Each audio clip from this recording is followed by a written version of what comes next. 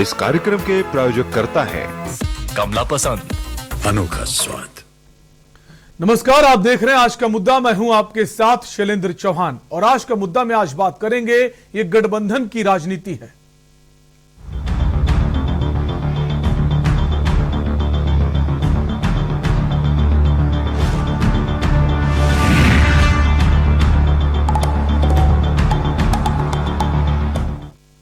उत्तर प्रदेश की राजनीति में गठबंधन का बड़ा रोल होता है। हर कोई बड़ा दल छोटे दलों से गठबंधन करना चाहता है, क्योंकि बड़े दलों को पता है आखिर क्या होती है गठबंधन की राजनीति।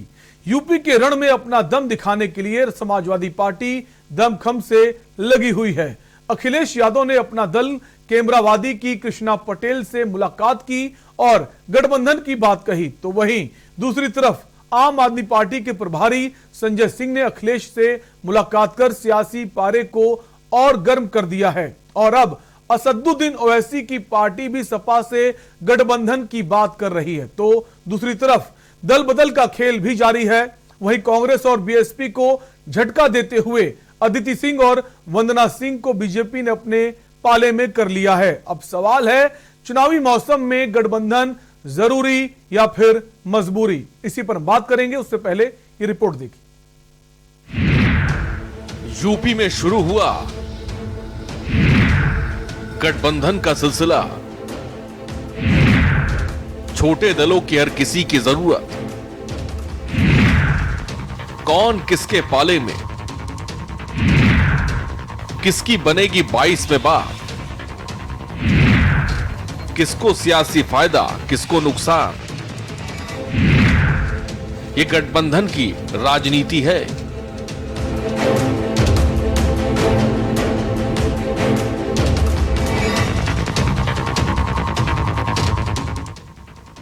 यूपी के रण में अब गठबंधन का सिलसिला शुरू हो गया है। हर कोई छोटे दल बड़े दलों के साथ जुड़ने की कोशिश कर रहा है। समाजवादी पार्टी ने इसकी शुरुआत भाजपा के साथ की थी और राजभर को अपने पाले में लिया। फिर उन्होंने रैली भी की और अपना दमखम दिखाया। भाजपा के बाद आरएलडी से शुरू हुआ मेल मिलाप का सिलसिला। दोनों ही दल के नेता मंगलवार को कई घंटे बातचीत की और लगभग दोनों ही दलों के बीच बात भी बन गई और कुछ सीटों पर दोनों ही दलों के बीच पेंच भी फंसा हुआ है। वो भी 1-2 दिन में दूर हो जाएगा। अभी हम लोग की चर्चा सपा कार्यालय में राष्ट्रीय अध्यक्ष अखिलेश सिंह के साथ हुई है और हम लोग का गठबंधन हो गया है। हम लोग समान विचारधारा के लोगों से गठबंधन कर रहे हैं। बहुत जल्दी हम लोग संयुक्त मंच पे आप लोग को दिखाई देंगे। अब बात करते हैं सपा के दूसरे दलों से गठबंधन की। तो अखिलेश यादव से अपना दल केमरावादी के प्रमुख कृष्णा पटेल से गठबंधन की बात की है। बस महज औपचारिकता ही बाकी है। बीजेपी को सत्ता से बेदखल करने की बात करते हुए उन्होंने कहा कि विचार एक है, तभी सपा से गठबंधन कर रहे हैं। अब बात करते हैं आम आदमी पार्टी की। तो 22 का रण आप भी पूरे दमखम से लड़ रही है। आप प्रभारी संजय सिंह ने अखिलेश यादव से मिलकर यूपी का सियासी पारा गर्म कर दिया है। हालांकि वो खुलकर गठबंधन की बात नहीं कर रहे हैं। समान मुद्दों पर कुछ बातचीत की शुरुआत हुई है और जब इसको गठबंधन का स्वरूप मिलेगा या अंतिम रूप से कोई बातचीत होगी तो उसकी जानकारी जरूर देंगे। अभी सीटों को लेकर कोई बातचीत नहीं हुई। अभी तो मैंने जैसा आपको बताया कुछ कॉमन एजेंडे के ऊपर बातचीत हुई है। देखिए, बीजेपी खुद हवा हो जाएगी। चुनाव आ चुका है और अब आप देखिएगा 2-3 महीने के बाद जो चुनाव होगा तो बीजेपी हवा हो जाएगी। अपने आप उत्तर प्रदेश की जनता उनको हवा कर देगी। अब बात करते हैं छोटे दलों की। तो ओवैसी की पार्टी AIMIM और शिवपाल यादव की प्रसपा की तो दोनों दलों ने अभी अपने पत्ते नहीं खोले हैं। हालांकि अखिलेश यादव पहले ही गठबंधन की बात बोल चुके हैं, लेकिन शिवपाल ने अभी हरी झंडी नहीं दी है। तो ओवैसी को चुनावी मैदान में कोई दल नहीं मिल रहा है गठबंधन के लिए, इसीलिए वो अकेले 100 सीटों पर चुनाव लड़ने की बात कह रहे हैं। तो वहीं जोड़तोड़ में माहिर बीजेपी ने बीएसपी और कांग्रेस को झटका देते हुए अदिति सिंह और वंदना सिंह को बीजेपी की सदस्यता दिलाई है। अब सवाल ये भी है कि चुनावी मौसम में पाला बदलना क्या नजरिया बदलेगा? हमारी लोकप्रिय विधायिका पहली बार 2 महिलाएं या लड़कियां के महिलाएं के जो भी कहिए आज भारतीय जनता पार्टी ज्वाइन कर रही है। एक अखिलेश डिंपल को टक्कर देने के लिए आजमगढ़, एक सोनिया प्रियंका, और दोनों लोकप्रिय अपने अपने क्षेत्र में, दलित शोषित के बीच में काम करती हैं। ये दोनों की अपनी अपनी लोकप्रियता है। आज भारतीय जनता पार्टी आदरणीय मोदी जी, आदरणीय योगी जी के नेतृत्व में, उनके विचारों से और भारतीय जनता पार्टी के विचारों से प्रभावित होकर राष्ट्रवाद को मजबूत करने के लिए, गरीब का ध्यान देने के लिए और गरीब का विकास करने के लिए 2022 की प्रबल प्रचंड जीत के लिए ये दोनों भारतीय जनता पार्टी में आज सदस्यता ग्रहण और ज्वाइन किया है। मैं अदिति जी को और बंदरान जी को हृदय से स्वागत करता हूं प्रदेश अध्यक्ष के नाते। अब सवाल यही है कि 22 के रण में सत्ता हासिल करने के लिए सभी बड़े दल छोटे दलों के हथियार के रूप में इस्तेमाल करना चाहते हैं या फिर छोटे दलों से गठबंधन बड़े दलों की सियासी मजबूरी है। ब्यूरो रिपोर्ट, के न्यूज इंडिया।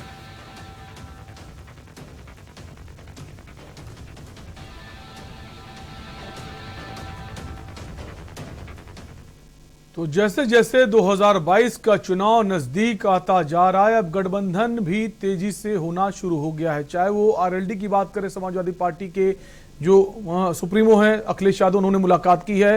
हालांकि गठबंधन पर सहमति बन गई, ऐसी खबरें आ रही, लेकिन सीटों को लेकर भी घोषणाएं नहीं हुई हैं। उधर आज अपना दल की जो कृष्णा पटेल हैं, उनसे भी मुलाकात हुई है। तो छोटे दलों को साथ लेकर चलना, क्योंकि छोटे दलों की भूमिका बहुत अहम हो जाती कुछ विधानसभा क्षेत्रों में, उसको लेकर समाजवादी पार्टी पूरी तरह से तैयार है। और आज बीजेपी में दो बड़े नेता शामिल हुए हैं। कांग्रेस विधायक अदिति सिंह रायबरेली से आती हैं और आजमगढ़ के विधानसभा क्षेत्र से आपकी वंदना सिंह आती हैं। दो बड़े नेता आज बीजेपी में शामिल हुए हैं। वहीं संजय सिंह जो आम आदमी पार्टी के हैं, उन्होंने मुलाकात की। क्या ये मुलाकात के सियासी माने हैं, इन सब पर हम चर्चा करेंगे। हमारे साथ कई खास मेहमान जुड़ चुके हैं। सबसे पहले आपको उनसे परिचय करा देते हैं। हमारे साथ कपीश श्रीवास्तव है समाजवादी पार्टी से। कपीश जी, स्वागत है आपका। सुरेंद्र त्रिवेदी हैं, आरएलडी प्रवक्ता हैं, सर आपका भी स्वागत है। हमारे साथ प्रतिपाल सिंह सलूजा हैं, आम आदमी पार्टी के प्रवक्ता हैं, आपका भी स्वागत है। और सत्यवीर सिंह कांग्रेस पार्टी के प्रवक्ता हैं, आपका भी सर स्वागत है। और बीजेपी से प्रवक्ता है दीपक सोनकर, सर आपका भी स्वागत है। सबसे पहले कपीश जी, आज अखिलेश यादव की मुलाकात आम आदमी पार्टी के जो यूपी प्रभारी हैं, राज्यसभा सांसद हैं, संजय सिंह से हुई। अपना दल की कृष्णा पटेल जो हैं उनसे हुई। अब सवाल यह उठ रहा है, जैसा अखिलेश यादव बोल रहे हैं कि सभी छोटे दलों को हम एक साथ लेकर आएंगे और चुनाव में जीत तय करेंगे, ऐसा उनका कहना है। तो जो चाचा हैं शिवपाल यादव, उनसे क्यों नहीं बात कर रहे हैं? असदुद्दीन ओवैसी को लेकर अगर हम बात करें, वो भी छोटा ही दल है यूपी के लिए, उससे बात क्यों नहीं कर रहे हैं? क्योंकि आप ही की पार्टी के जो ओम प्रकाश राजभर कहते हैं कि असदुद्दीन ओवैसी जो हैं सभा में शामिल होने जा रहे हैं, लेकिन अखिलेश यादव की पूरी तरह से ना है, क्योंकि दरवाजे सबके लिए खुले, उनके लिए तो खिड़कियां भी बंद हैं। देखिए, बहुत सीधी सी बात है। आपने प्रश्न बड़ा किया है, तो थोड़ा उत्तर के लिए भी समय दीजिएगा। मैं एक बात कहना चाहता हूं कि देखिए, जो गठबंधन की राजनीति है, ये एरा 30 साल से चलता चला आ रहा है। और ऐसा नहीं है कि ये समाजवादी पार्टी कर रही है या केंद्र में केवल यूपीए और एनडीए ने किया। ये सबके साथ है और ये चल रहा है। आप देखिए, उत्तर प्रदेश में भी भारतीय जनता पार्टी क्या गठबंधन के साथ नहीं है? वो भी गठबंधन के साथ है। और समाजवादी पार्टी ने पहले ही स्पष्ट कर दिया, हमारे माननीय राष्ट्रीय अध्यक्ष जी ने, कि हम लोग निश्चित तौर पे जो हमारे छोटे दल हैं, जो हमारे समान विचारधारा के दल हैं और जो विनाशकारी लीला को उत्तर प्रदेश में रोकने के लिए समाजवादी पार्टी का साथ देना चाहते हैं और जो हमारे नेतृत्व में हमारे पूर्ववर्ती किए गए कामों में संतुष्ट हैं और एक प्रोग्राम बना करके, कॉमन मिनिमम प्रोग्राम बना करके चीजें तय करना चाहते हैं, समाजवादी पार्टी उन सभी दलों का एहतराम करेगी, उनका स्वागत करेगी, उनको अपने आत्मसात करेगी, उनको लेगी और उनको सत्ता अगर प्राप्त होती है तो उनका जो हक है उनको उसमें भी प्राप्त होगा, क्योंकि ये जन भागीदारी चीजें हैं लोकतंत्र के अंदर। और ये माइक्रो मैनेजमेंट जो है वो भारतीय जनता पार्टी करती रही है। आज उनके पास माइक्रो मैनेजमेंट के लिए दल नहीं, क्योंकि उन्होंने जिन दलों से किया उन दलों को ठगने का काम भारतीय जनता पार्टी ने किया। जहां ये पहले छोटे थे, जैसे आप महाराष्ट्र में शिवसेना ले लें और पंजाब में आप अकाली दल ले लें, जिनके साथ सटे वही घटे और उसके बाद ये हटे। तो आप देख लीजिए कि किस अरे कपिल जी, ऐसे तो पिछले विधानसभा की बात करें तो पिछले लोकसभा की बात करें तो आपके जो नेता हैं अखिलेश यादव, उन्होंने कांग्रेस का भी साथ किया, अपना साथ यूपी को साथ पसंद है, बहुजन समाज पार्टी के साथ भी गए, बाद में दोनों अलग हो गए। तो ऐसा तो नहीं कि आप बीजेपी पर आरोप लगाएं कि उन्होंने शिवसेना के साथ गठबंधन किया, अब अलग हो गए, आप लोग भी तो अलग हो गए, अब साथ क्यों नहीं आ रहे? नहीं मित्र, बहुत सीधी सी बात, दोनों में बहुत फर्केट है, बहुत अंतर है। आप एक चीज देखिए कि हमने जिसके साथ गठबंधन किया वो पहले से ज्यादा सीटें पाए। आवाज नहीं आ रही? आवाज आ रही है? आपकी आवाज आ रही है, अपनी बात कह सकते हैं जी। तो हमने जिससे गठबंधन किया उसको हमने ताकत देने का काम किया। जो 0 पे था वो 10 पे चला गया। और गठबंधन तो हमने तोड़ा नहीं, जिसने गठबंधन तोड़ा ये उससे प्रश्न होना चाहिए कि आज हाथी कहाँ है और महावत पर जितने सवार महावत थे वो कहाँ चले गए और क्यों चले गए। और राज्यसभा में बसपा किसके साथ खड़ी होने का दावा कर रही थी और किसको हराने का, और एमएलसी में किसको हराने का दावा कर। तो ये सब जगत के सामने है और इस पे ज्यादा कुछ कहने की आवश्यकता नहीं है। लेकिन समाजवादी पार्टी कभी किसी सांप्रदायिक दल से बिल्कुल समझौता नहीं करेगी और हम उन दलों को सांप्रदायिक मानते हैं जो ध्रुवीकरण की राजनीति करते हैं। समाजवादी पार्टी इन चीजों से दूर है। समाजवादी पार्टी क्षेत्रीय समरसता लाना चाहती है, विश्व बंधुत्व की भावना के साथ काम करना चाहती है, अपने संविधान का सम्मान करना चाहती है। तो जो दल इस तरीके की चीजों को करते होंगे वही कपिल जी, हिंदुत्व की राह में तो सब निकल पड़े हैं, चाहे वो आम आदमी पार्टी हो, कांग्रेस पार्टी हो, चाहे समाजवादी पार्टी हो, सबको अब हिंदुत्व की राह पसंद आ रही। खैर, उस पर हम बाद में सवाल करेंगे। हमारे साथ और भी मेहमान हैं। हम दीपक सोनकर, प्रवक्ता हैं बीजेपी के, उनके पास आएंगे। दीपक जी, छोटे छोटे दल कितने अहम हैं? जिस तरह से अभी मुलायम सिंह जो नेताजी हैं समाजवादी पार्टी का, उनका जन्मदिन था, उस दौरान भी उन्होंने एक बात कही कि सबको एकजुट हो जाना चाहिए, जितने भी लोग हैं। तो ये छोटे दल सबको लेकर एक बिगुल फूंक रहे हैं अखिलेश यादव, कितना मुश्किल है ये, कितनी बड़ी चुनौती मानते हैं बीजेपी के लिए? देखिए, भारतीय जनता पार्टी के लिए इसमें कोई चुनौती का विषय नहीं है। और गठबंधन तो हमने 2017 में भी देखे थे, 2 युवा वर्ग उत्तर प्रदेश के अंदर उतरे थे, 2 युवा उतरे थे। गठबंधन हमने 2019 में भी देखा था, बुआ और बबुआ का। तो गठबंधन तो लगातार ऐसे पार्टियों में चुनावी समीकरण रहता है, चुनाव के माध्यम से गठबंधन होते हैं और चलते हैं और लगातार चलते हैं। तो उन सब चीजों विषय पर चर्चा नहीं है। मगर इस तरीके से लगातार जिस तरीके से भारतीय जनता पार्टी ने 4.5 वर्षों के अंदर उत्तर प्रदेश का परिदृश्य बदला है, 4.5 वर्षों के अंदर विकास की पूरी यात्रा इस कोने से लेकर के उस कोने तक चली है। तो इस यात्रा को लेकर के हम सब लोग चलने वाले हैं, छोटे छोटे दलों के साथ में जोड़ना, छोटे छोटे बढ़ना। और आपको देखने को भी मिल रहा है कि जैसे कि मुझे लगता है कि बड़े बड़े, मुझे लगता है सपा के से भी एमएलसी भी भारतीय जनता पार्टी के साथ आए हैं, कांग्रेस से भी बड़े बड़े लोग जो है, मुझे लगता है रायबरेली, कांग्रेस का गढ़ कहने वाले रायबरेली से भी हमारी जो है विधायिका, कांग्रेस की विधायिका भी अब भारतीय जनता पार्टी की सदस्यता के साथ बढ़ रही हैं। ऐसे वंदना जी भी भारतीय जनता पार्टी में, आजमगढ़ के अखिलेश जी के गढ़ कहने जाने आजमगढ़ से भी वंदना जी भी भारतीय जनता पार्टी की सदस्यता। दीपक जी, सवाल यह है कि छोटे दलों की जो भूमिका है उसको कितना अहम मानते हैं आप? देखिए, हम तो अहम तो है ही भूमिका उनकी, मगर इसी तरीके से जिस तरीके से हम लोगों ने विकास की एक यात्रा बढ़ाई है, हम लोग जातीय और ध्रुवीकरण की राजनीति को छोड़ करके, जिस तरीके से कभी कोई जिन्ना का याद कर लेता है ध्रुवीकरण की राजनीति को बढ़ाने के लिए, कभी कोई राम जय श्री राम का नारा लगाने वालों को राक्षस बताता है, तो ये ध्रुवीकरण और तुष्टीकरण की राजनीति के साथ में भारतीय जनता पार्टी नहीं जाती है, जातीय समीकरण, जातीय राजनीति के ऊपर नहीं जाती है। हम लोगों ने जिस तरीके से उस पूरे उत्तर प्रदेश को बदलने का काम किया है, विकास के साथ काम किया है, जनता को योजनाओं से पहुंचाने का काम किया है, जनता को जिस तरीके से डायरेक्ट हमने योजनाओं का लाभ देने का काम किया है, उस विकास के मुद्दे पर ही हम लोग आगे बढ़ रहे हैं। ठीक है, हमारे साथ प्रतिपाल सिंह भी है, प्रतिपाल सिंह सलूजा, आम आदमी पार्टी के प्रवक्ता है। प्रतिपाल जी, अगर आम आदमी पार्टी की बात करें, आवाज नहीं आ रही आपकी। प्रतिपाल जी, क्या आप हमें सुन पा रहे हैं?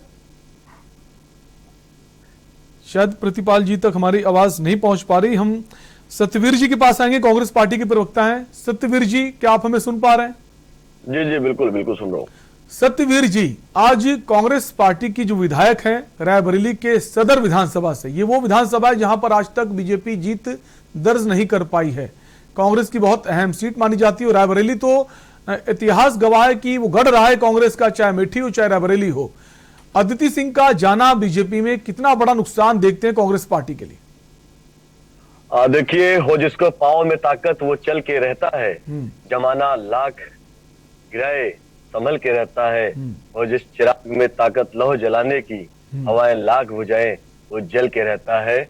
आपको मैं बता दूं कि अदिति सिंह जी हमारी कांग्रेस पार्टी के हाथ के पंजे से उन्होंने चुनाव लड़ा और चुनाव जीती।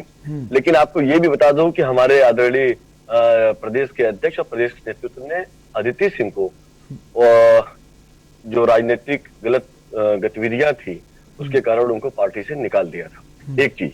दूसरा, अदिति सिंह जैसे लोग आते हैं और जाते हैं, क्योंकि कांग्रेस पार्टी अथाह समंदर है और उसमें इस तरह के लोग आते हैं और जाते हैं। हमने एक बात कहा है और हमारी नेता ने कहा है कि हम अकेले चुनाव लड़ेंगे, अकेले हम जनता के बीच में जाएंगे। हमने जो प्रतिज्ञा की है, प्रियंका गांधी जी ने जो प्रतिज्ञा की है कि हम 40% महिलाओं को आरक्षण देंगे, हम किसानों का कर्जा माफ करेंगे, हम नौजवानों को उत्तर प्रदेश के अंदर हर साल 20 लाख रोजगार देंगे, हम बिजली का बिल हाफ करेंगे, हम जो है 2500 रुपए में जो एमएसपी है उत्तर प्रदेश के अंदर देंगे, हम महिलाओं को बस यात्रा फ्री में देंगे, हम 1000 प्रतिमाह वृद्धा पेंशन देंगे, आंगनबाड़ी और आशा बहुओं को हम 10,000 प्रतिमाह मानदेय देंगे, प्रदेश में वीरांगनाओं के नाम पे 75 दक्षता विद्यालय खोलेंगे।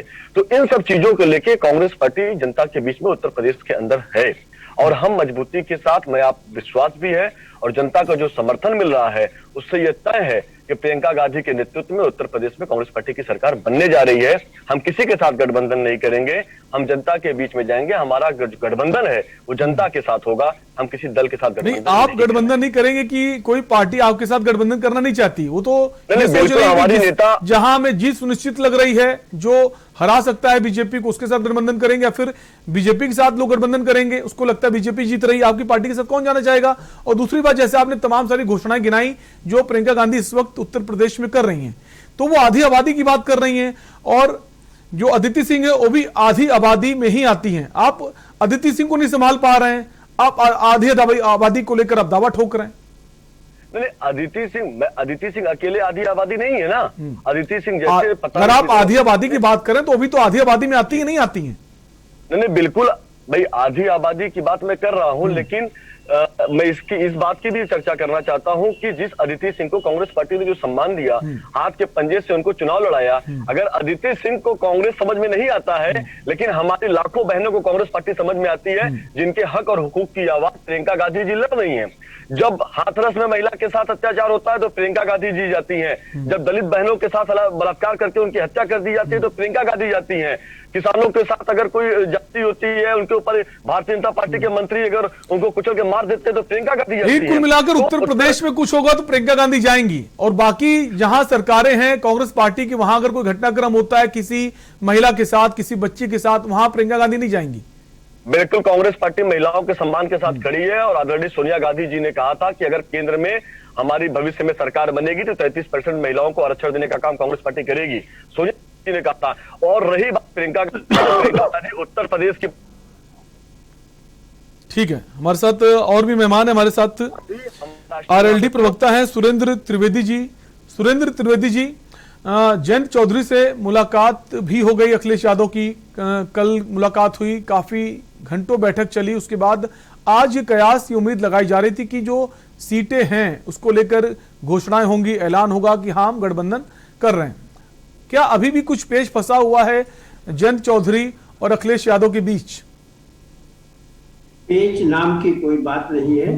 देखिए, हमारा समाजवादी पार्टी के साथ गठबंधन आज से नहीं है, ये 2018 में जो उपचुनाव कैराना में हुआ था तब से चुनाव है, जब कैराना के उपचुनाव में भारतीय जनता पार्टी को समाजवादी पार्टी और राष्ट्रीय लोकदल ने मिलकर के पटकनी दिया था, तब से गठबंधन चला रहा है। 2019 में भी रहा, जिला पंचायत के चुनाव में रहा और आज भी है, इसलिए पेच का सवाल नहीं उठता।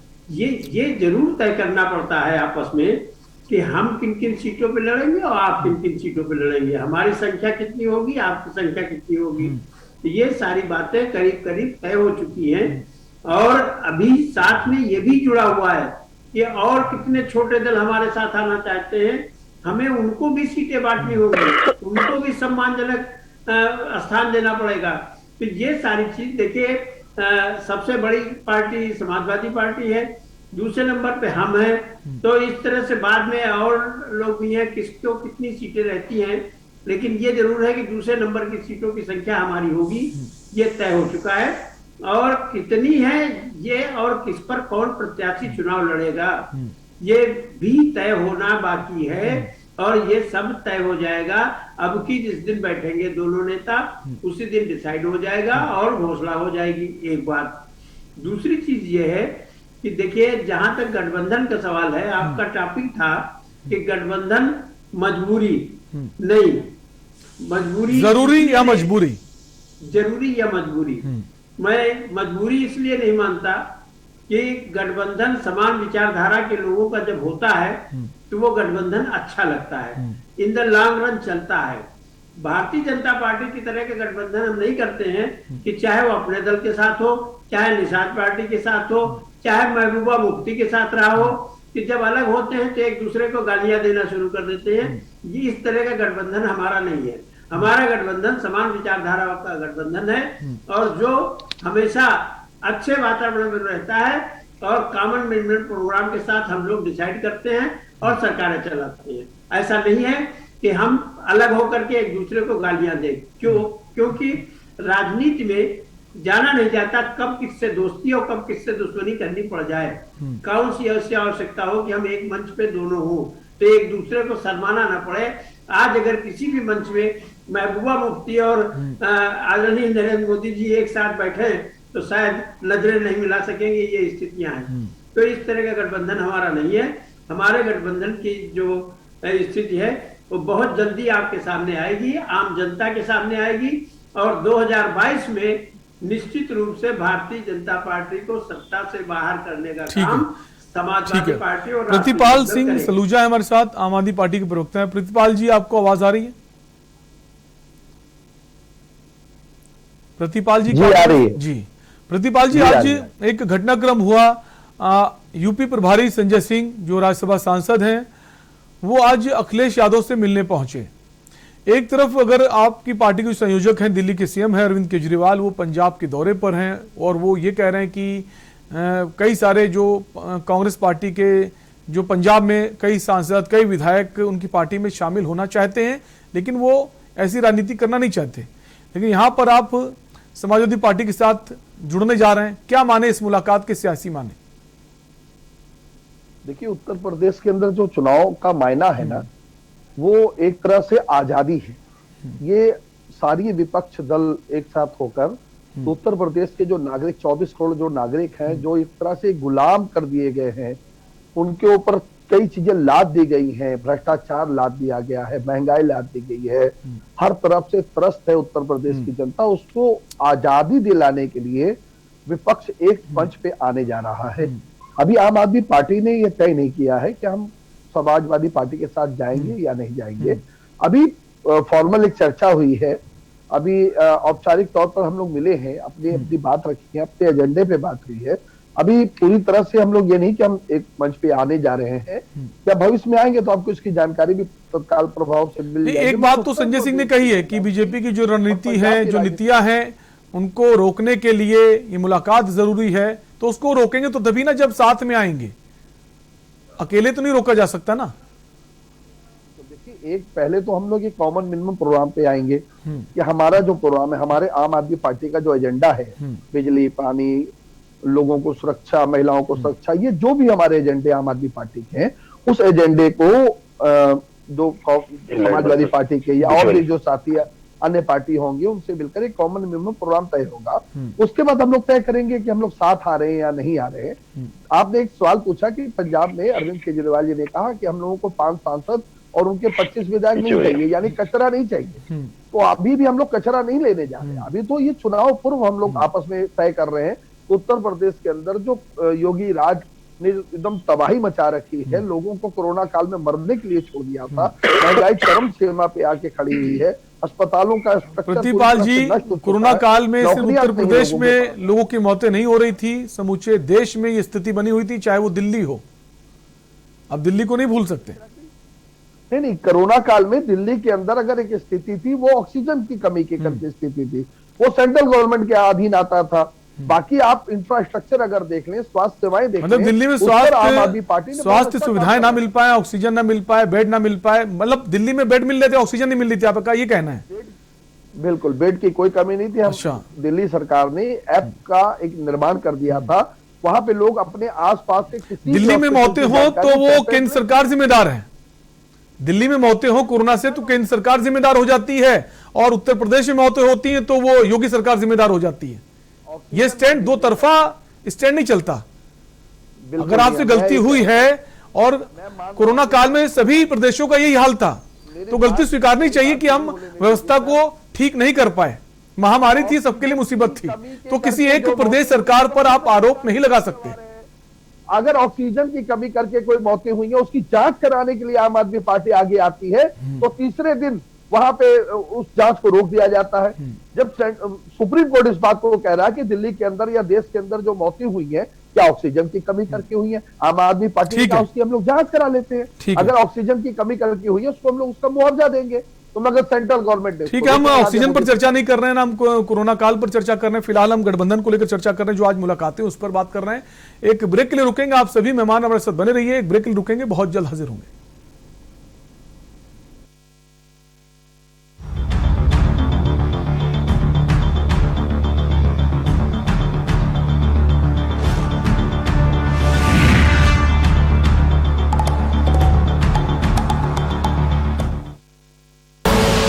आप देख रहे हैं के न्यूज, खबरों का सारथी।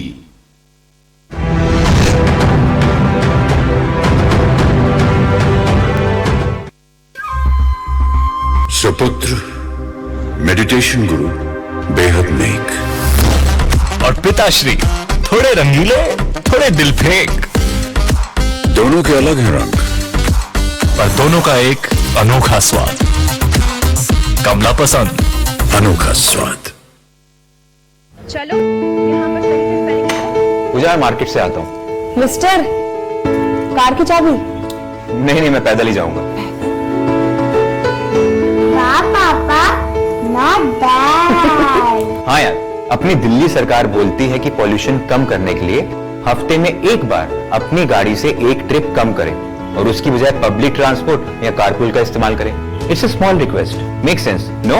यस, और ये बात मैं आपसे कब से कह रही थी, लेकिन मैं हेल्थ के पॉइंट ऑफ व्यू से बोल रही थी। यू नो व्हाट, मैं भी यही सोच रहा हूँ कि जब दिल्ली सरकार और घर की सरकार एक ही बात बोल रही है तो सुन ही लेना चाहिए। चलो यू गाइस कैरी ऑन, मैं चलता हूँ, बाय। बाय पापा। एक हफ्ते में आप जितनी बार गाड़ी निकालते हैं, अब से बस एक बार कम निकालें।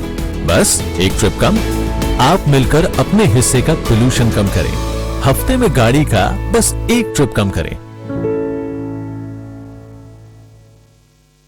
पर ये दिल है कि चख रहा है उन्हीं अल्फाजों का नूर नूर और नूर नूर और नूर नूर और दूर कितना भी जाओ, इस जुबान से दूर ना जा पाओगे।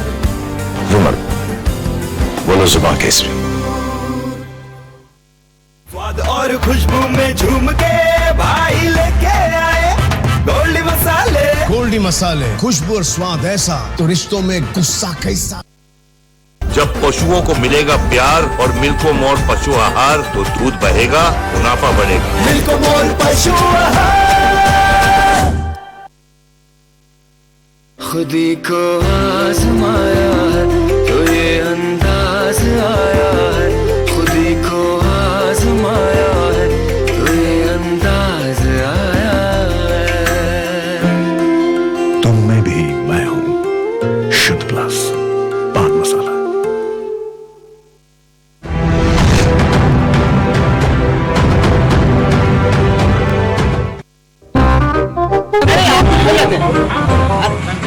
आप आदमी है परेशान है, क्या महंगाई की वजह से क्या ले रहा है?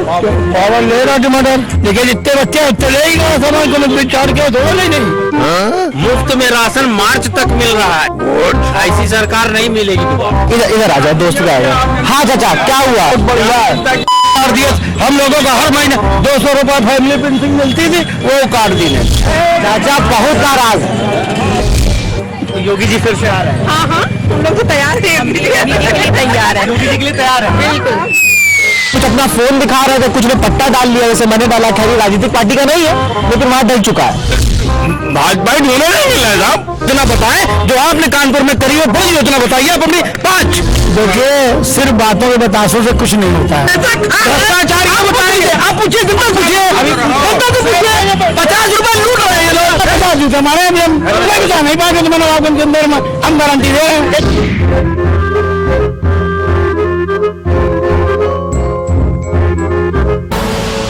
आप देख रहे हैं के न्यूज, खबरों का सारथी।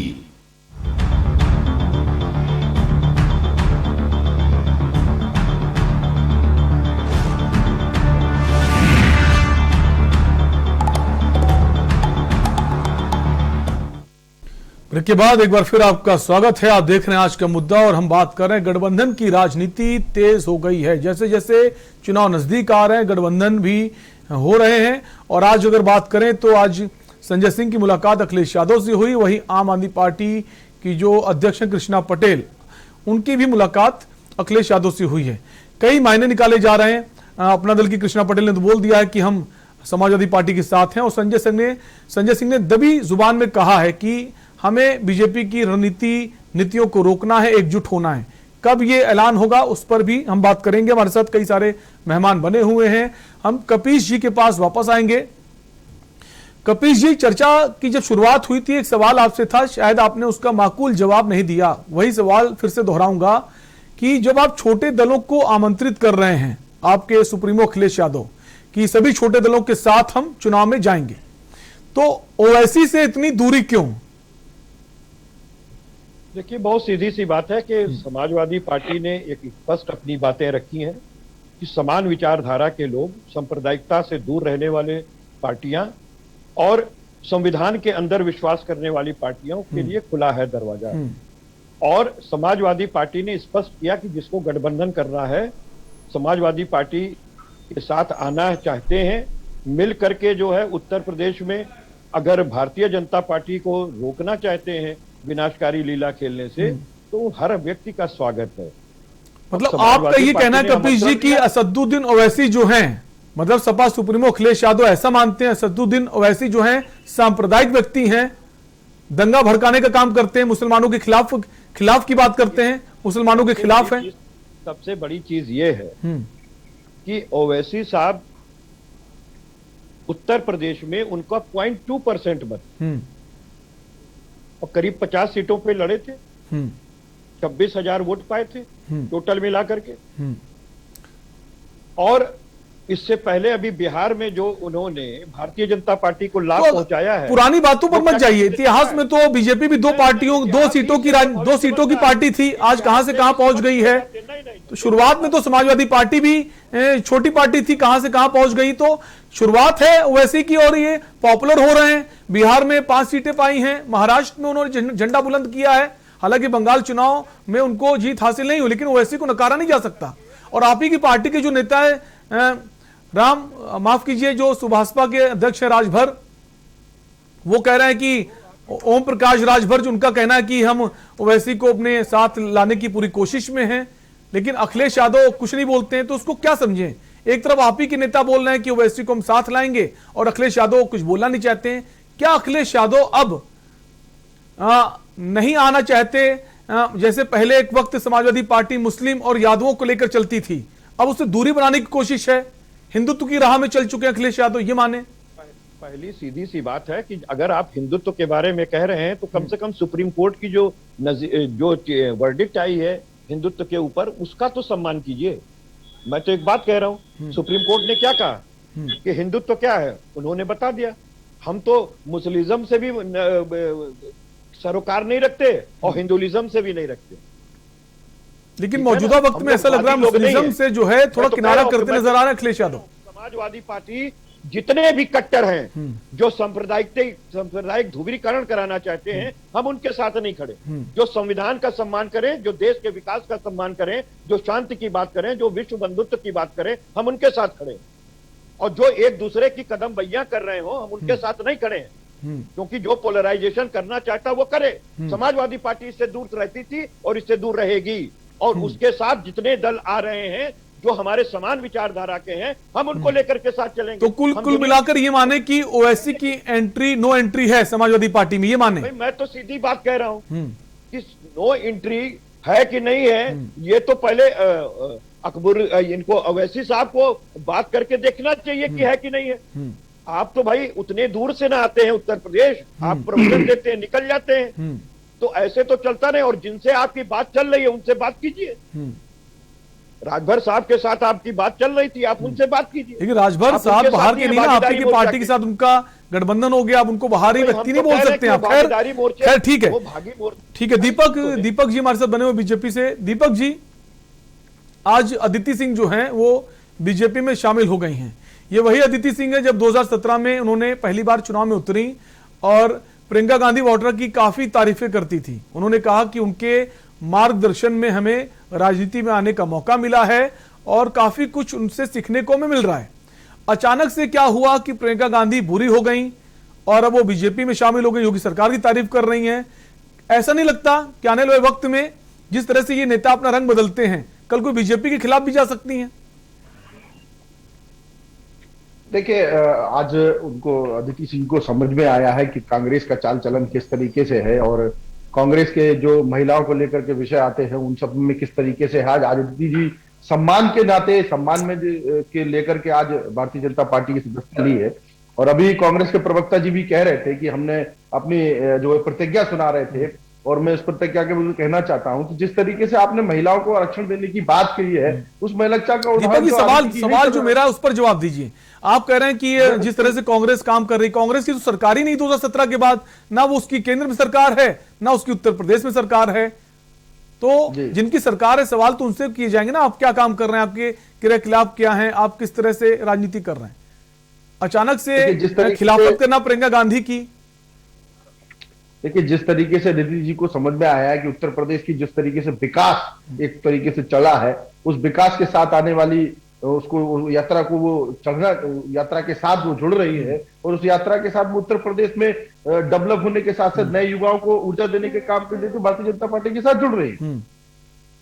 दूसरा, जिस तरीके से मैंने आपको बताया कि आप बता रहे थे प्रवक्ता जी हमारे कांग्रेस के, कि ये जो जिस तरीके से आपने फ्री की टॉलरेंसी बताई है, ये जो अपनी प्रतिज्ञा सुनाई है, तो फ्री की टॉलरेंसी दिखाई है, तो ये फ्री की टॉलरेंसी आप राजस्थान में क्यों नहीं लागू करते हैं, आप छत्तीसगढ़ में क्यों नहीं लागू करते हैं, तो ये लागू आप जहां आपकी सरकार है वहां क्यों नहीं लागू करते हैं। दूसरा मेरा सवाल है, माने कपिल जी जिस तरीके से आप ध्रुवीकरण की बात कर रहे थे, ध्रुवीकरण की राजनीति आप कौन शुरू करता है? ध्रुवीकरण की राजनीति का उदाहरण तो आपके अखिलेश जी दे रहे हैं कि जिस तरीके से सरदार वल्लभ भाई पटेल और जवाहरलाल नेहरू को जिन्ना के बराबर लेकिन अखिलेश यादव ने एक बार जिन्ना का जिक्र किया होगा, लेकिन आपके जो नेता हैं वो कम से कम 100 बार जिन्ना का जिक्र कर चुके हैं। तो जिन्ना की राजनीति अखिलेश यादव कर रहे हैं कि बीजेपी कर रही है, ये भी तो समझने वाली बात है। अखिलेश यादव ने अगर एक बार जिन्ना का जिक्र किया तो बीजेपी के बड़े नेता बड़े बड़े मंचों से जिन्ना को उन्होंने पकड़ लिया है। अब जिन्नावाद राष्ट्रवाद पर चुनाव लड़ा जाएगा, विकास के मुद्दे हवा में चले गए। देखिए, मैं वही तो कहना चाहता हूं कि आज जो है विकास के मुद्दे हवा में है, जाति और ध्रुवीकरण की राजनीति को बढ़ाया जा रहा है। जहां कहीं कोई जो है राम जय श्री राम के नारा लगाने वालों को राक्षस बताता है, जहां कोई जिन्ना को याद करता है। ये बात तो बकायदा राजनीति उत्तर प्रदेश के अंदर चलने वाली नहीं है, ये उत्तर प्रदेश के अंदर ये चलने वाली नहीं है। जिस तरीके से मोहन भागवत ने क्या कहा अभी 3 दिन पहले वाली है उत्तर प्रदेश जी, मोहन भागवत जी ने क्या कहा है? भगवान श्री राम का नारा लगाने वाले सभी जो है भगवान राम के समर्थक नहीं है, और वो उनके आदर्शों के पहले उनको चलना चाहिए। नारा लगाने से भगवान राम का सम्मान नहीं होता है। ये तो मोहन भागवत कह रहे हैं, ये तो मोहन भागवत कह रहे हैं कि नहीं कह रहे कि जो गठबंधन केवल इनकी एक मजबूरी बन गई है और भाजपा आप मोहन भागवत से सुनेंगे, आप अटल बिहारी वाजपेयी जी की भी नहीं सुनेंगे, आप केवल निषाद राज की वो बात सुनेंगे जिसमें भगवान श्री राम को मां की गाली दी जाएगी। जुमलेबाजी भगवान श्री राम को मां की गाली देगा, उसके साथ आप गठबंधन करेंगे।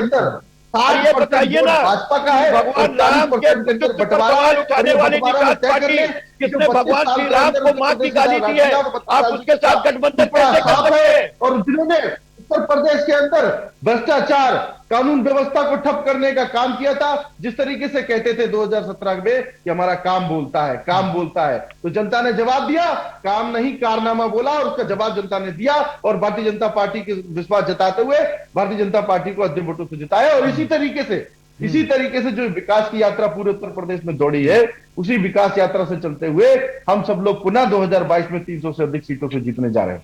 ठीक है, प्रतिपाल जी कुछ कहना चाहते हैं? प्रतिपाल जी, मैं ठीक, आऊंगा सतवीर जी, आपके पास आऊंगा।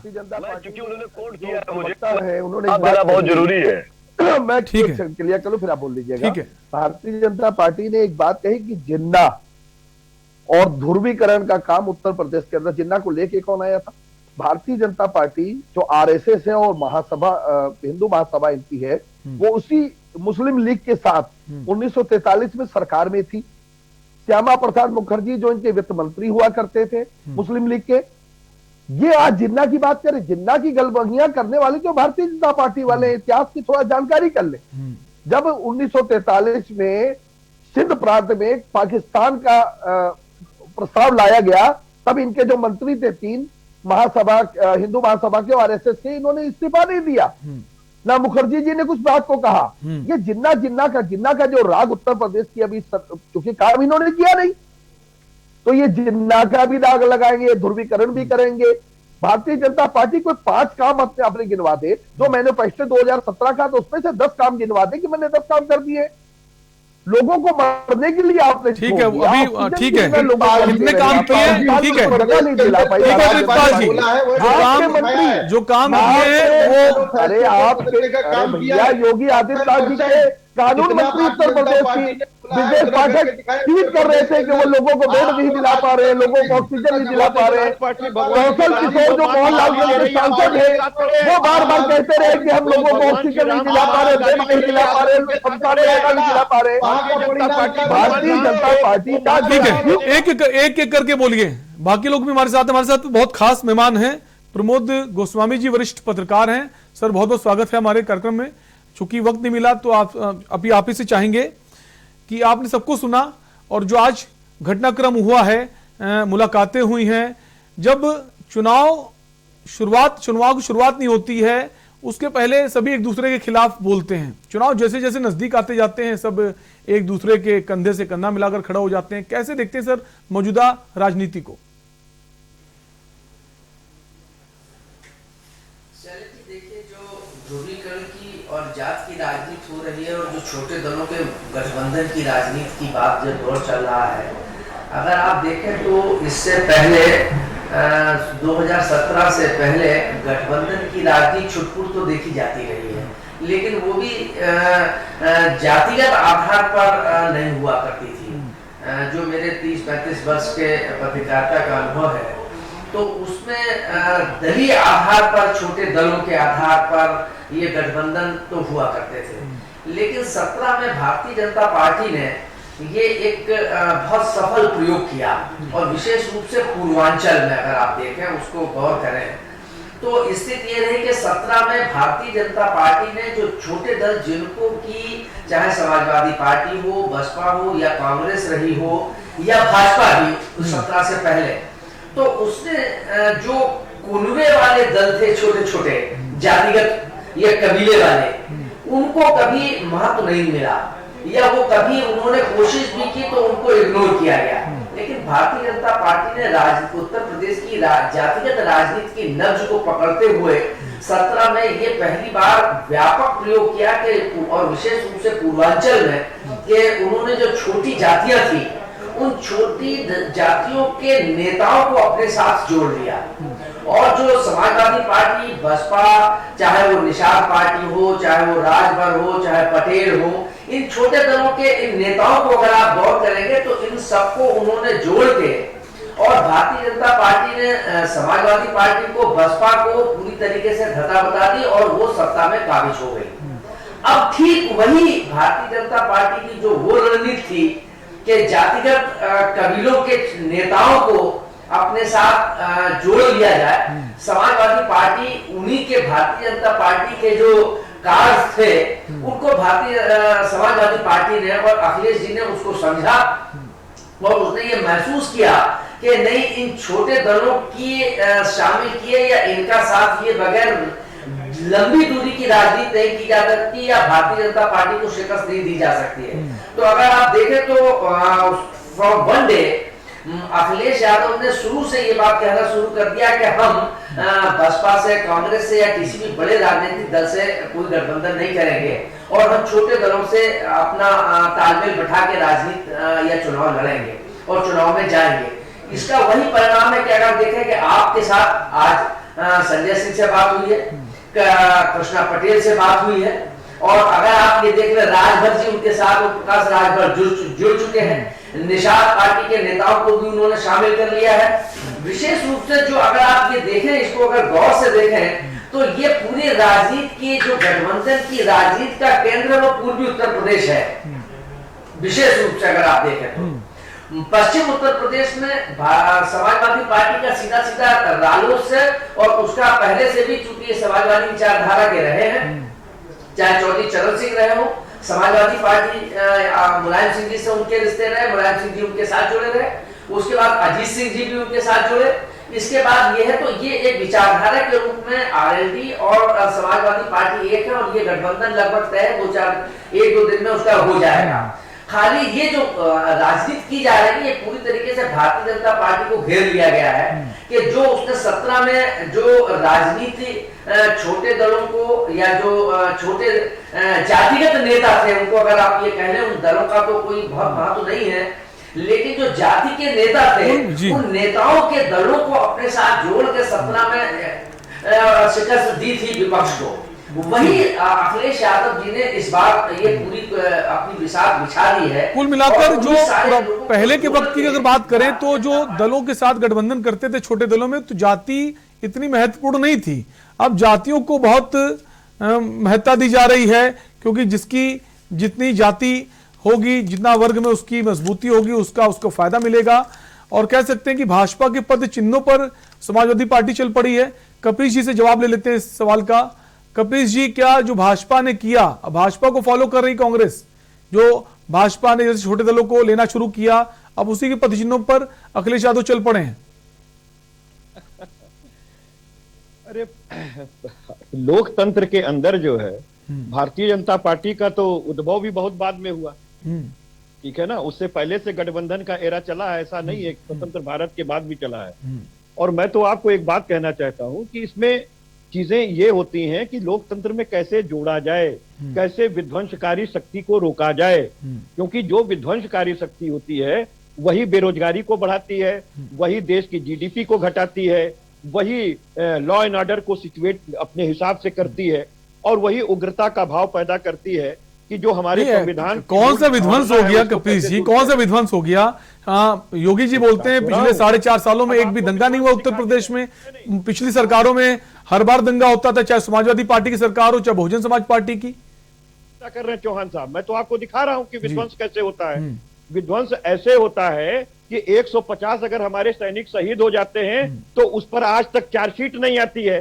राष्ट्रवादी लोग हैं, जब पीडीपी से सरकार बना लेते हैं उससे पहले तक उसको आतंकी करार देने वाली पार्टी कहते थे, पाकिस्तान के फंडिंग से चलने वाली पार्टी करते थे, और उसके साथ फिर गठबंधन कर लेते हैं तो सारे नियम कानून सब चेंज हो जाते हैं। उसके बाद देखिए 8000 उन पत्थरबाजों पर से मुकदमा उठा लेते हैं जिसने हमारी सेना का सर खोला होता है, तो ये इनका राष्ट्रवाद है। इससे तो विप्लवकारी चीजें नहीं पता चल रही हैं। और आपको दर्शन करा देते हैं, अभी देखिए ये कितने बड़े स्वार्थ के अंदर हैं।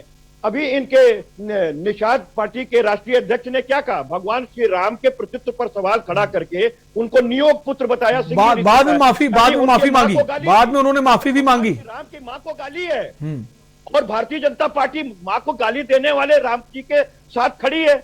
और कुछ बोलने के लिए पूछ रहा हूं तो कोई बताता नहीं है, आज तक नहीं बताइए कि ये क्यों निषाद के साथ खड़े हैं। जब भारतीय जनता पार्टी जो है रामत्व की बात करती है तो भगवान श्री राम के पैतृक पिता के ऊपर प्रश्न चिन्ह खड़ा करने वाले, नियोग पुत्र बताने वाले, उनकी मां को गाली देने वाले के साथ क्यों खड़ी है? ये कौन सा हिंदुत्व है? और मैं दूसरी चीज पूछता हूं कि अगर इनका हिंदुत्व बड़ा सही था तो चक्रपाणी महाराज अखिल भारतीय हिंदू महासभा के राष्ट्रीय अध्यक्ष हैं। इनके खिलाफ संत न्याय यात्रा निकालने जा रहे हैं, आप लोग को भी सूचना होगी, पूरा पेपर में छपा है। और उन्होंने इनकी तो सारी हिंदुत्व की चीजों को खोल दिया कि इन स्वार्थियों ने लंठों को उठा करके रख दिया और संतों को दूर कर दिया राम मंदिर ट्रस्ट से, और उसी की वो न्याय यात्रा लेकर के निकल रहे हैं, जिसमें 2 करोड़ की जमीन 18 करोड़ में खरीदी जाती है, जिसमें 1410 करोड़ का जो चंदा रथ यात्रा से आडवाणी जी के समय में इकट्ठा हुआ था, उससे 7 सितारा अपना कार्यालय बनाया जाता है, 200 जगह पर क्षेत्रीय कार्यालय बनाया जाता है, 300 जगह पर जिला में कार्यालय बनाया जाता है, और विश्व की सबसे बड़ी पार्टी बन जाती है, विश्व की सबसे बड़े। मतलब आपका कहने का मतलब है जो चंदा है, चंदों के पैसे से कार्यालय बना रहे हैं? अरे ये हम नहीं कह रहे हैं, हाँ। ये शंकराचार्य जी महाराज कह रहे हैं, हाँ। ये चक्रपाणी शंकराचार्य जी की महाराज की बात को आप सही मानेंगे? हम थोड़ी कह रहे हैं शंकराचार्य जी ने जो कह दिया वो सही मानेंगे? नहीं, भारतीय जनता पार्टी के प्रभु नरेंद्र मोदी जो कहे वही आप सही मानेंगे, आप और इसके अलावा कोई किसी को सही मानेंगे नहीं। मैं आपको प्रूफ दे रहा हूं कि हिंदू की लाशें बहती रही, कुत्ते नोचते रहे, ये खिलवाते रहे, जेबीसी मशीन से अंग भंग शवों का कराते रहे, और धर्म की बात आप कर रहे हैं, या फिर से आप हिंदू मुस्लिम की बात कर रहे हैं? उसको भी हिंदू मुस्लिम की बात क्यों कर रहे हैं? जो लाशें हिंदू की थी, मुस्लिम की थी, इनको सबक सिखा रहा हूँ कि राम के रामत्व को। लाशों में भी राजनीति करेंगे आप? लाशों में भी हिंदू मुस्लिम कर देंगे? जिन्होंने जान गंवाई अपनी, उनको लेकर आप हिंदू मुस्लिम कर रहे हैं, ये शोभा नहीं देता। कर रहे हैं, इन्होंने किया काम, आप उनको नहीं कह पा रहे हैं। आपको सत्ता के विरुद्ध एक शब्द बोलने में शर्म आ रही है। मुझे कोई शर्म नहीं आ रही, मैंने खुद मुझे कोई शर्म नहीं आ रही। कोरोना काल था, वैश्विक महामारी थी, समूचे विश्व में महामारी झेली है, कई हालात अच्छे थे, कई हालात बहुत बुरे थे। आपकी बुद्धिमत्ता को भी कि आप पत्रकारों के सुप्रीम कोर्ट के विरुद्ध जा रहे हैं। सुप्रीम कोर्ट ने कहा कि यह सरकार हत्या करा रही है।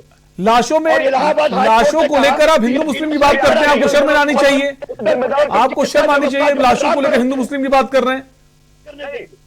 अगर भारतीय जनता पार्टी हिंदू मुसलमान की बात करती है तो उसमें प्रश्न नहीं लगाते हैं। मैंने अभी बोला दीपक जी को, मैंने अभी बोला मैं निष्पक्ष बात कर रहा हूँ। आप देखिए, सुनिए, नहीं, आपने पूछा कि भगवान बिल्कुल ठीक है।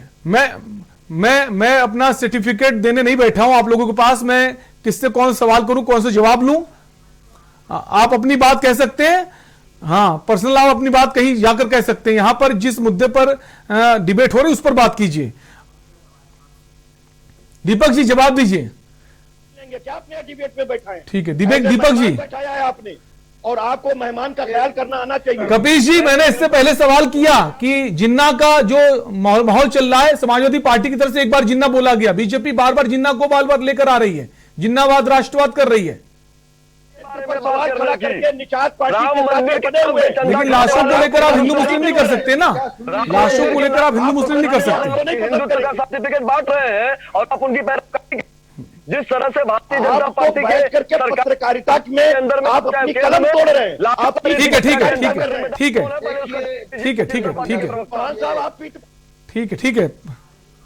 ठीक है। हमारे साथ आरएलडी से बने हुए हैं, बाकी लोग भी हैं, उस पर मुद्दे पर आएंगे, मुद्दे से बाहर हम नहीं जाएंगे। हमारे साथ सुरेंद्र त्रिवेदी जी बने हुए। सुरेंद्र जी, अगर आरएलडी और समाजवादी पार्टी गठबंधन की बात करें तो अब जो कुछ सीटें ऐसी हैं उसको लेकर यह चल रहा है कि आपकी पार्टी का प्रत्याशी होगा और सिंबल हमारा होगा। हम इसको समझने की कोशिश करेंगे, ये क्या है मामला कि प्रत्याशी आपका होगा, सिंबल हमारा होगा? जब गठबंधन होता है तो दोनों ही पार्टियों के जो प्रमुख होते हैं वो बड़ा दिल रख करके समझौता करते हैं। हमको अगर ये नहीं मिल पा रहा है कि हम जहां पर हम अपना कैंडिडेट देना चाहते हैं, और सपोज मान लीजिए हमारा कैंडिडेट है और वहां पर हमारे वोट कम है, समाजवादी के वोट ज्यादा है, तो समाजवादी अगर हमसे ये कहती कि हमारा सिंबल ले लो, तो जब समझौता हो गया तो चाहे उनका सिंबल ले लें, चाहे उनका झंडा ले लें, चाहे वो हमारा सिंबल ले लें, हमारा झंडा ले लें, उसमें फिर कहाँ कुछ रहता है। जब दिल मिल गया तो फिर दल मिल गए। ठीक है, बिल्कुल, दिल मिल गया, दल मिल गए। हमारे साथ प्रमोद जी बने हुए हैं, वरिष्ठ पत्रकार हैं। प्रमोद जी, अभी हम चर्चा कर रहे थे अपने मुद्दे पर, बीच में कोरोना काल की बात सामने आ गई। अब कोरोना काल को भी राजनीति के तौर पर देखा जा रहा है। किसी की सरकार होती, एक वैश्विक महामारी थी। क्या इसमें बीजेपी को कटघरे में खड़ा करना चाहिए कि बीजेपी की वजह से ये सब हुआ? कैसे देखते सर? समय का अभाव, हम चाहेंगे कम शब्दों में आप अपनी बात पूरी करें। शैलेश जी देखिए, एक बात तो तय है कि ये एक ऐसी महामारी थी कि जिसका कोई पहले से पूर्वानुमान नहीं था, व्यवस्थाएं भी नहीं थी।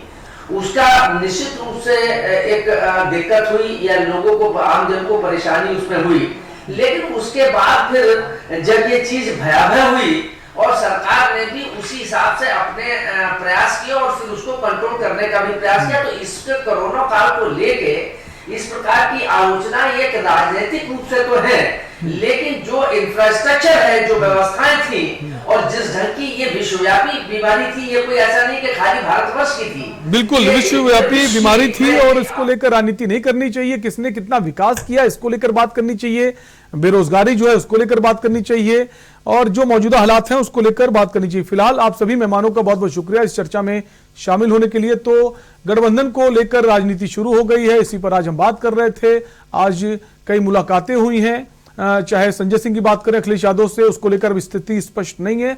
हालांकि जो अपना दल की जो अध्यक्ष कृष्णा पटेल, उन्होंने कह दिया हम समाजवादी पार्टी के साथ हैं। उधर बीजेपी भी पुरजोर कोशिश में है कि कितने नेता, कितने छोटे दल उसके साथ आ जाएं। अब देखने वाली बात होगी किसको सफलता मिलेगी। फिलहाल के लिए आपसे लेंगे इजाजत। देखते रहिए के न्यूज इंडिया। नमस्कार।